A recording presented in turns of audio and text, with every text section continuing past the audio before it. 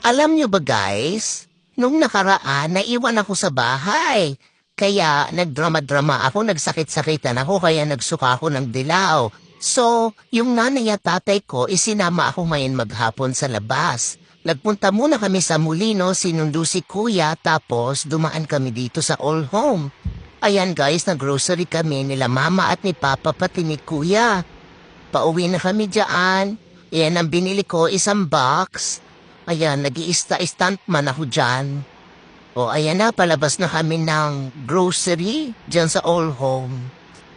O ayan na, maya-maya lang kukunin ako ni kuya. Ayan na si kuya, kukunin na ako. O wala pa akong damit guys, naka-diaper lang ako. O, di ba, nilamig-lamig din ako. Ayan na, kuya, uwi na kami.